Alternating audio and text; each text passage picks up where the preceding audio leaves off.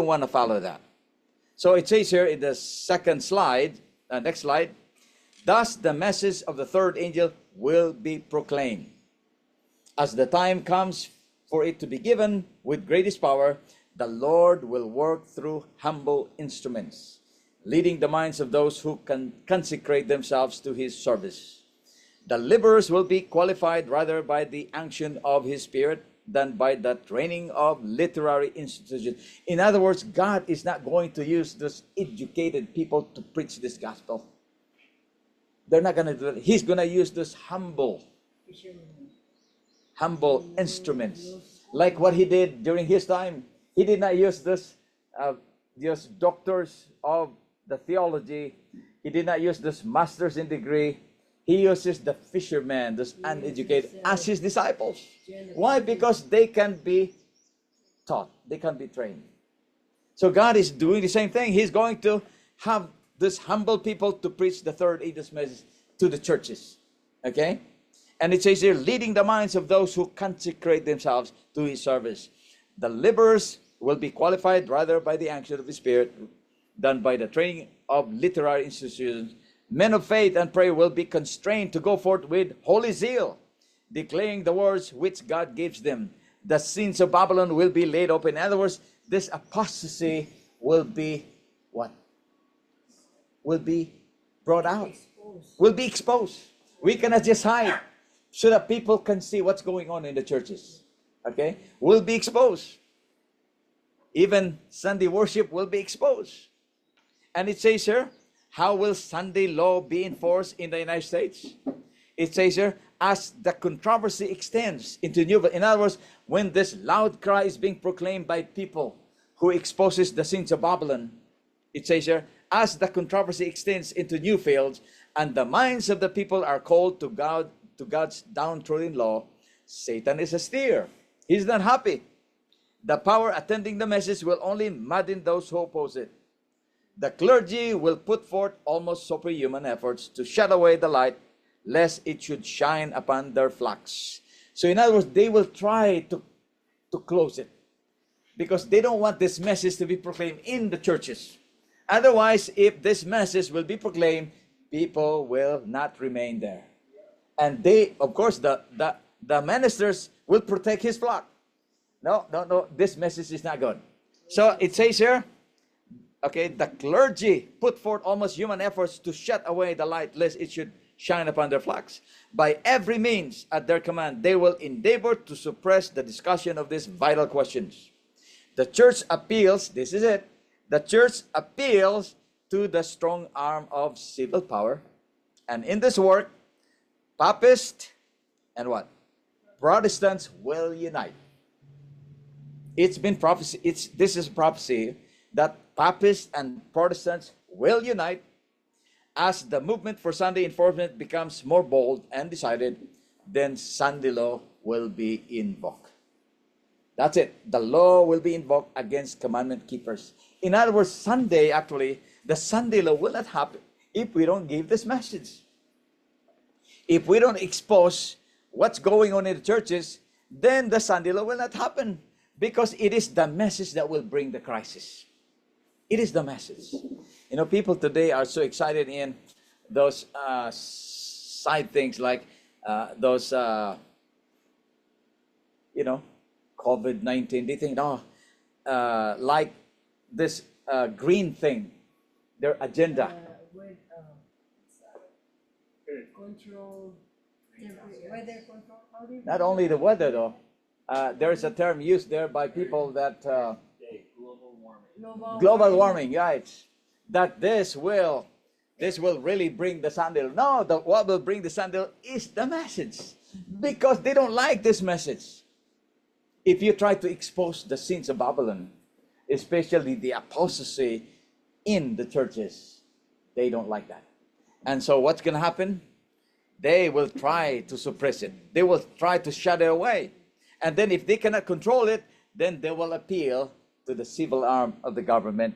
And then once the government is involved, then what's going to happen? There will be persecutions that will take place. Now, what happens when Sunday law is invoked? In Revelation 13, verse 17, and that no man might, what? buy or sell, save he that hath the mark, or the name of the beast, or the number of his name. What does it mean? No man might buy or sell. That means no electricity, no water, and everything is gone, right? It says here in Desire of Ages 121, in the last great conflict of the controversy with Satan, those who are loyal to God will see every earthly support cut off. Now, what is our advice actually from the prophet? Why is it that he wants us to live in the country? So we can actually prepare for this event. Even though we live in the country, but our heart's still in the city. Some people, though, their heart's still in the city, you know. We are here. This is the purpose why we need to prepare. Because this is going to happen. Every earthly support cut off. So if you have your own generator, you have your own solar panel, you have light still, you know. You have your 5,000 gallons of water, you will still have water. If you depend water from the city, you will lose that. If you depend power from the city, you will lose that still. How about food? We can go back to Pruitt and buy groceries at the Sam's Club or Walmart. No more. There's no more time for that. We need to have food in the garden. That's why we're here. To eat the food that we want. That's right. That's the purpose why we need to live in the country. And what is the most reason actually why we need to live in the country? Not just, those are just the physical preparation. What is the most? Spiritual. That's it. Our character. We need also to develop our character as well.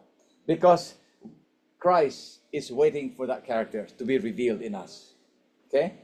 Christ of Declaration 69, when the character of Christ shall be perfectly reproduced in his people, then he will come to claim them as his own. We cannot develop this character in the city, only in the country. Okay? So everything, this is going to be the time we will be facing hardships here. Now, what is the mark of the beast? Sunday keeping. It says here, Sunday keeping is not yet the mark of the beast, and will not be until the decree goes forth, causing men to worship this idol. The time will come when this day will be the test, but that time has not come yet. Okay? Now, how can we avoid receiving the mark of the beast? It says here in Last Day Events 2:25, God has given men the Sabbath as a sign between him and them as a test of their loyalty. Those who, after the light regarding God's law comes to them, continue to disobey and exalt human laws above the law of God in the great crisis before us, will receive the mark of the beast. So in other words, if you continue to disobey God, you will receive the mark of the beast. Now, what is the mark of God? The mark of God is Sabbath worship, Saturday worship. Ezekiel 20 verse 12, moreover, also I gave them my Sabbaths to be a sign between me and them, that they might know that I am the Lord that sanctify them. Verse 20, and hallow my Sabbaths, and they shall be a sign between me and you, that ye may know that I am the Lord your God.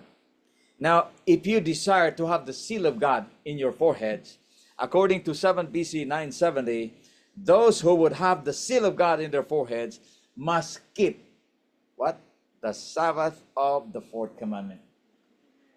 This is what distinguishes them from the disloyal. Now remember, there's two kinds of Adventists though. There's two kinds of Adventists. Okay? Just like there's two kinds of Catholic. There's two kinds of Baptists. There's two kinds of people in every church. That's why you have the wise, you have the foolish virgins, right? You have the wheat, you also have the tares. There's two kinds. We'll have to make sure that we will be the ones that are being distinguished as God's people. Okay? Because there's two kinds. So those who worship, it says here, only those who keep the Sabbath of the fourth commandment will receive the seal of God. Now, when does the Sabbath begin? From sunset to from even to even, right? Now, how do you prepare the Sabbath? What are the things that we avoid on the Sabbath? Let's review this, right? What are the things that we need to avoid? talking about business on the Sabbath, right? No cooking. Talking about the worldly pleasures on the Sabbath. We have to avoid that. Because if we continue still discussing, how was your work last week? How much money did you make? Then you are not still keeping the Sabbath. Okay? So we need to stay away from that. How about cooking on the Sabbath? It's still there that we need to bake everything before the Sabbath comes. Bake. The children of Israel were actually told, you need to bake. That's why the manna was being poured out every Friday twice. Because on Sabbath, there will be no more manna. So everything must be prepared. But the majority of the Christian world today, they don't do that. Even in our own church, they don't do that.